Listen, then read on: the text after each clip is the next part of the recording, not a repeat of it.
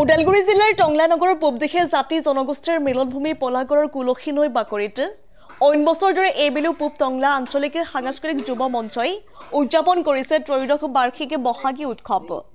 3 আৰু 4 মেত অনুষ্ঠিত দুদিনীয়া বৰ্ণাঢ্য কাৰ্যসূচীৰে প্ৰথম দিনা যুৱ মঞ্চৰ পতাকা উত্তোলন কৰে সভাপতি ৰাজীৱ শৰ্মাই। বিহু পতাকা উত্তোলন কৰে উদযাপন সমিতিৰ সভাপতি হিমাংশু ৰাভাই। বন্তি প্ৰজ্বলন কৰে পলাগড় মধ্য ইংৰাজী বিদ্যালয়ৰ প্ৰধান শিক্ষক জগদীশ শৰ্মাই। উৎসৱৰ লগতে সংগতি ৰাখি মুখপত্ৰ কুলসী উন্মোচন গছপুলি ৰোপণ সাহিত্য প্ৰতিযোগিতা চিত্ৰাংকন প্ৰতিযোগিতা মুকলি বিহু প্ৰতিযোগিতাৰ লগতে প্ৰবীণ ক্ৰীড়াবিদ কৃতি ছাত্ৰছাত্ৰী খেতিয়কৰ শিপিনী সম্বৰ্ধনা জনোৱা হয়। অন্তিম দিনা সাংস্কৃতিক সন্ধিয়াত সংগীত শিল্পী ডিয়ান আৰু প্ৰীতিলেখাৰ লগতে স্থানীয় শিল্পী বৰষা হীৰকজ্যোতিয়ে গীত পৰিৱেশন কৰি অনুষ্ঠানখন জীপাল কৰি তোলে। টংলাৰ পৰা অনুপ বড়োৰ ৰিপৰ্ট নিউজ 24 অসম।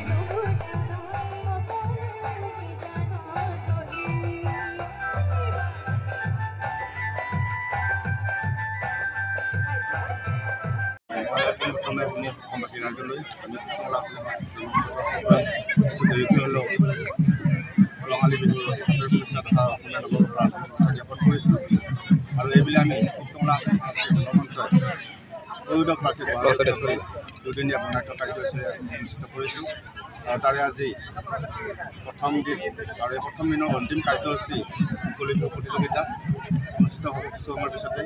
আৰু এই মুকলি বিহু প্ৰতিযোগিতাত আমি অসমৰ পৰা বিভিন্ন প্ৰান্তৰ পৰা দলসমূহ আমন্ত্ৰণ জনাইছোঁ আৰু মুকলি বিহুখিনি উদ্বোধন কৰিবৰ কাৰণে আমি আমন্ত্ৰণ জনাইছোঁ সন্মানীয় অসম বিধানসভাৰ অধ্যক্ষ তেখেতো আহি আছে বৰ্তমান। আৰু এই হিচাপতে মই এই অঞ্চলৰ সমূহ ৰাইজক ধন্যবাদ আৰু কৃতজ্ঞতা জ্ঞাপন কৰিছোঁ এইকাৰণেই যে তেওঁলোকে বহু কষ্টৰে উপাৰ্জিত ধন আমালৈ আগবঢ়াই এই অনুষ্ঠানখিনি পতাত যথেষ্ট তেওঁলোকে আমাক অৰিহণা আগবঢ়াইছে আৰু বিভিন্ন অনুষ্ঠান প্ৰতিষ্ঠান ব্যক্তি বিশেষে আমাক যথেষ্ট সহায় সহযোগিতা আগবঢ়াইছে। তাৰ কাৰণে তেওঁলোকক আমি টংলা যুৱ মঞ্চৰ আজি ত্ৰয়োদশ বাৰ্ষিক বহাগী উৎসৱ উদযাপন সমিতিৰ পৰা